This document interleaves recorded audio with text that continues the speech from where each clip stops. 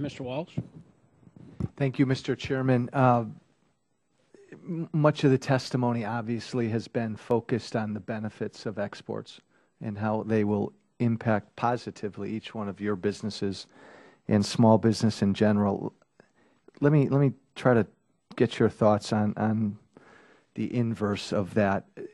The potential positive impact on imports from the free trade agreements. We know that cheaper imports allow consumers to save money through cheaper final products. They're also good for American businesses as well, which often use foreign raw materials and capital equipment.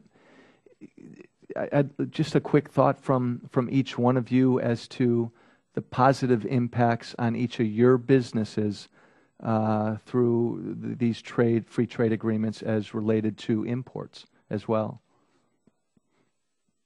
Yeah, we work directly with foreign companies. In other words, we market the Beretta machines in the United States, and we also market the Eurodrill, which is a German product, in the United States.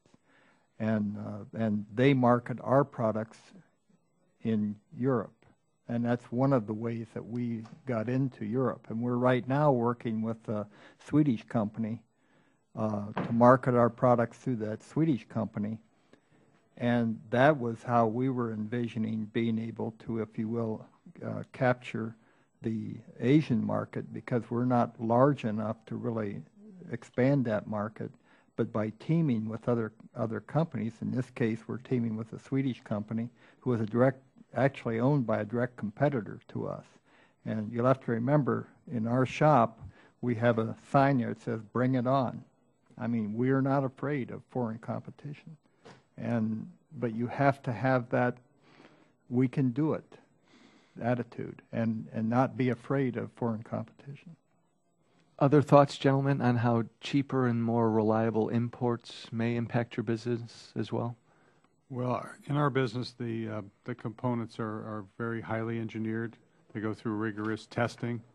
So there is a barrier in the fact that just to bring anything in doesn't work, because it's critical to the automobile's function. So maybe we have a little unique situation in the automotive industry, though certainly there's been knockoffs and so on.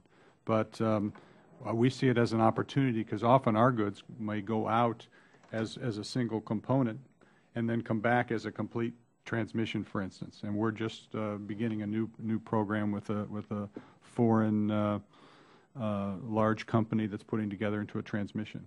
So we get the benefit of it coming back in its finished assembly. But it is, so we again, like Mr. Patterson, we try not to be afraid of it. We try to make sure we put the training in place for our workforce so they're highly productive. I think our workforce is one of the most productive. I think the U.S. workforce is maybe the highest productivity in the world, and we try to make sure they know that they're part of this as well. They have to work with us and produce a very highly technical product and stay competitive, because they are up against cheaper labor. Mr. Spear? We face the problem where we have had customers that have gone overseas or have got imports, and one particular case, they all failed. And so they came back at us desperately to rectify it. We do compete with foreign, say, Chinese-made imports. We cater to a higher standard. And when I was just in Singapore, they were saying that the Chinese imports would fail after a few months. And I said, well, we have a 5-year guarantee. And so we're able to sell to that and able to work at ours are quality made. But yeah, there always unfortunately will be that. But we've been doing it for 96 years. We know what we're doing. We're kind of we bank on all that we've done and on our name, and it lends credibility. And it's something that we're always aware of, but we're able to look at the other market that we could compete on. We could add value by lasting longer. Okay. Thank you, Mr. Chairman. I yield back.